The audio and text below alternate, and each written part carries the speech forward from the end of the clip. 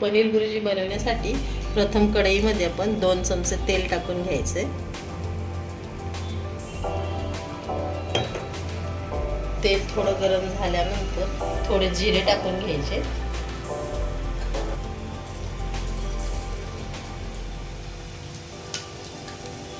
त्यानंतर त्यामध्ये कापलेली बारीक हिरवी मिरची टाकायची।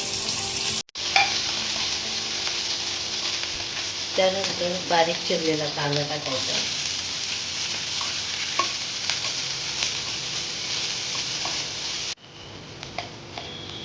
कांदा छान परतून घ्यायचा आहे। त्यानंतर त्यामध्ये बारीक चिरलेले टोमॅटो टाकायचे।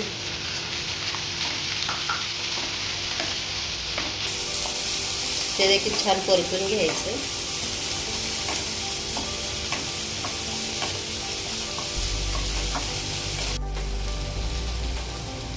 आपण इथे टोमॅटो टाकून परतून घेतलंय। टोमॅटो ऐवजी तुम्ही इथे टोमॅटोची पेस्ट देखील करून टाकू शकता आणि त्यामध्ये तुम्ही हवं असेल तर कॅप्सिकम देखील बारीक चिरून टाकू शकता। आता हे टोमॅटो परतून झाल्यानंतर इथे 2 चमचे आलं लसूण पेस्ट टाकायची।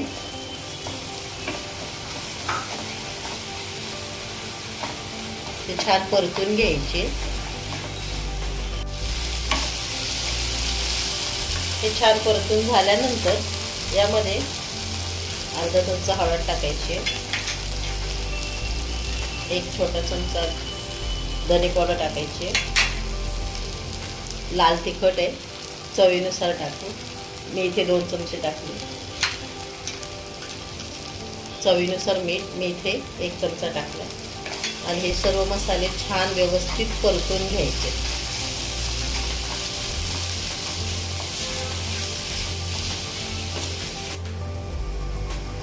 हे मसाले अगदी छान परतून घ्यायचे।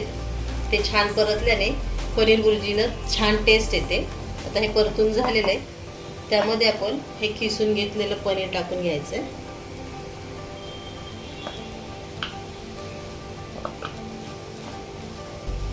आणि हे परतून घ्यायचे।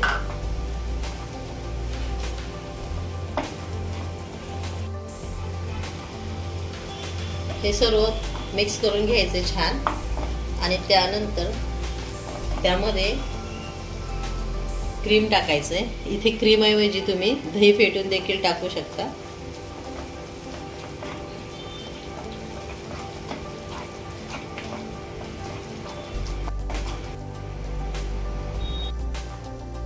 आपण अमूल क्रीम टाकलेलं आहे।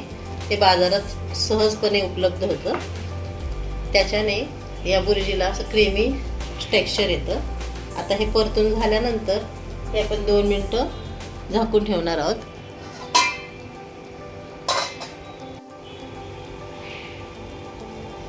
आपली 2 मिनिटं झालेली आहेत।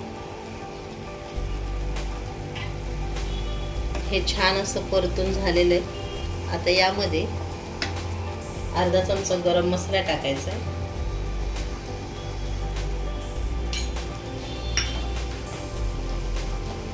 छान परतून घ्यायचं आहे आणि सगळ्यात शेवटी त्यामध्ये चिरलेली बारीक कोथिंबीर टाकून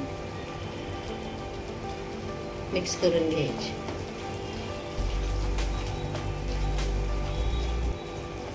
हे छान परतून घ्यायचंय।